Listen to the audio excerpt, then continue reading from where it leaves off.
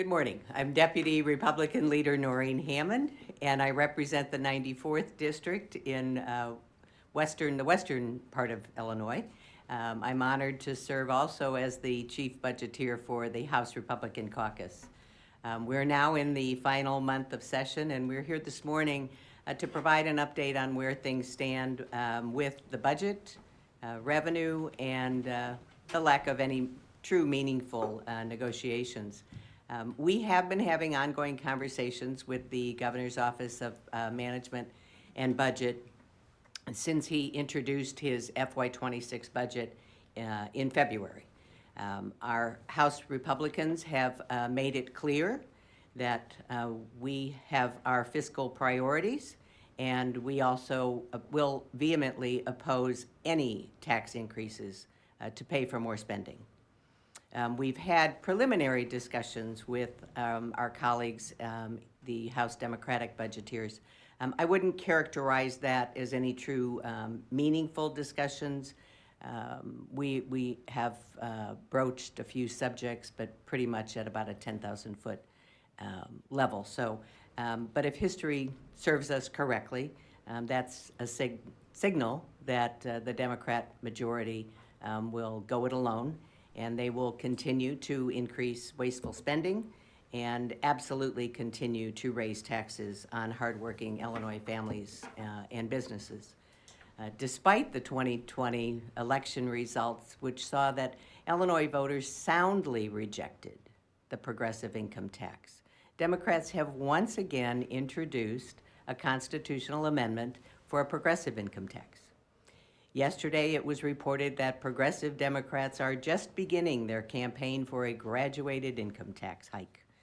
And this week, the Illinois Revenue Alliance, AKA the Tax and Spend Alliance, presented a list of tax hikes that would raise taxes by $6 billion, and that does not include the graduated income tax hike.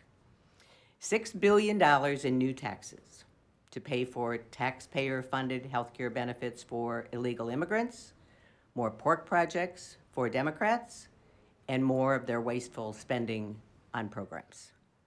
These tax hikes would further damage our economy and drive up the tax burden and the cost of living for Illinois families. I want to focus on what I consider to be the most egregious of these tax hike proposals. That is to raise the estate tax by cutting the exemption in half. That would be from cutting the $4 million exemption to $2 million. It is absolutely ridiculous and unacceptable. Our family farmers struggle enough. It doesn't take a lot of acreage or a lot of equipment to hit a $4 million mark. That's the threshold for this death tax. Our farm families shouldn't have to sell the family farm just to pay for this tax. We should be encouraging and supporting our family farmers, not taxing them to death. I'm sponsoring legislation, House Bill 1457, to triple the state tax exemption to more closely align Illinois with the federal tax exemption. There's bipartisan legislation that's been introduced 2 years in a row to increase the estate tax exemption by 50% for our family farms. And so why would anyone propose cutting this exemption in half at this point? The House Republican Caucus wants to make it perfectly clear. We will not negotiate a budget that includes any tax increases.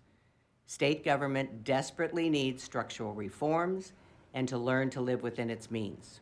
We'll continue to stand for our hardworking families and any attempt to increase their taxes.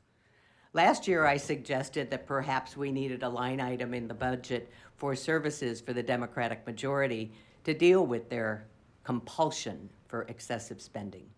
Maybe it's time we look at that again. Now I'd like to introduce my colleague and my deputy also deputy budgeteer, Amy Elik. Thank you. Good morning. I am State Representative Amy Elik, and I represent a portion of Madison County. And as mentioned, I serve as the deputy budgeteer for the House Republican Caucus. We are 1 month away from the deadline to pass a state budget We have not heard any solutions. So far this spring, we haven't talked about the most important issues affecting Illinois families, like high property taxes and the high cost of living and doing business in Illinois. We knew that this would be a difficult budget year, and we've seen how chaotic this governor's administration and the House Democrats have been with their tactics. Instead of focusing on his political ambition, Governor Pritzker owes it to the citizens of Illinois to come to Springfield and work with us to figure out a budget that works for Illinois and is truly balanced. During the governor's budget address in February, he said he was ready to work with the members of the General Assembly to deliberate and negotiate the final budget. The governor said we have to live within our means. He also said, if you come to the table looking to spend more, I'm going to ask you where you want to cut. So, will Governor Pritzker hold his party accountable to the standard he set? Are the agencies he controls coming forward with cuts? And most importantly, what will he do if they increase spending even further against his directive? I'm a CPA. I am used to making difficult decisions and having a budget that is rooted in reality. Fuzzy math is not fiscal responsibility. The Democrats love to talk about their balanced budget, but fail to mention the billions in one-time revenues from borrowing and federal funding that bailed them out. While families across Illinois are struggling to make ends meet and are tightening their belts, the Illinois Democrats' spending spree sees no signs of slowing down. Democrats will keep spending tax dollars on pork projects for their districts to score them some political points and billions on illegal immigrants. Time and time again, House Republicans come to the table with real ideas, serious proposals on reining in spending, growing our economy, and saving taxpayers on their tax bills. But our ideas are ignored. That's not democracy. That's domination by a single party that's forgotten who they work for. The people of Illinois are tapped out. We cannot accept any tax increases. Our seniors are suffering under the weight of crushing property tax bills. It's hard for young families to afford housing, daycare, and utilities. And this budget and any other bill that comes out of the 104th General Assembly cannot include a tax increase. That is a message that resonates with people all across Illinois. I'd now like to introduce my colleague, Representative C.D. Davidsmeyer.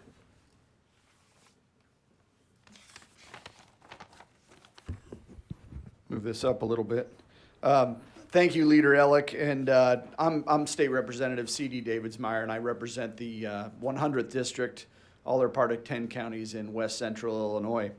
I serve as one of the co-chairs of the Commission on Government Forecasting and Accountability, which is a General Assembly's budgetary and fiscal watchdog, nonpartisan group that comes up with numbers.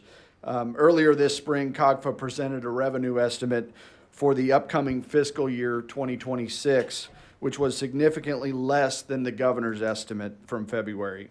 As it currently stands, Illinois is looking at a $1.2 billion budget deficit for this coming fiscal year. The Democrats' solution to this budget is to raise more taxes.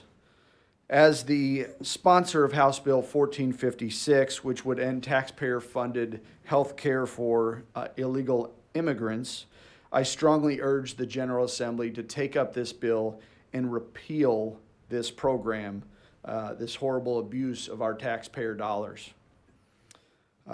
Hardworking Illinois citizens should not have to pay for benefits for those who have entered our country illegally.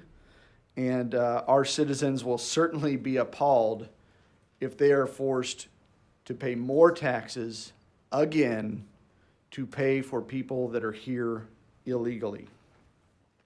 While progressive Democrats are demanding tax hikes for more wasteful spending, Governor Pritzker is spending his time stumping around the country for his political aspirations. Even worse, Pritzker is resorting to inflammatory, dangerous rhetoric in his attacks of President Trump and Republicans. Referring to President Trump in a speech in March, Pritzker said, "Bullies respond to one thing and one thing only, a punch in the face."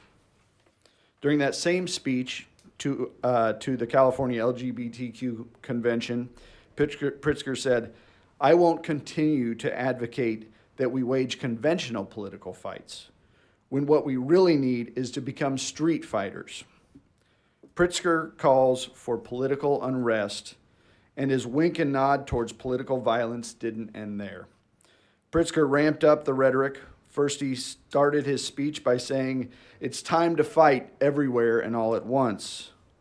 Then Pritzker crossed a line in calling for political violence when he said, "Never before in my life have I called for mass protest, for mobilization, for disruption, but I am now.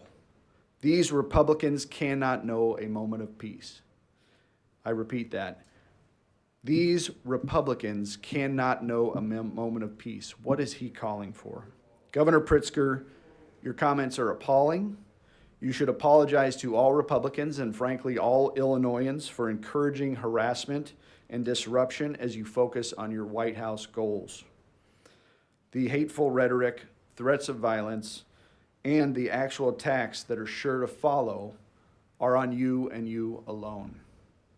The governor should be spending his time working with us to finally come up with a balanced budget for this year rather than threatening to punch Republicans in the face. Governor Pritzker, please do the job you were elected to do and not the job that you desperately want in Washington, D.C.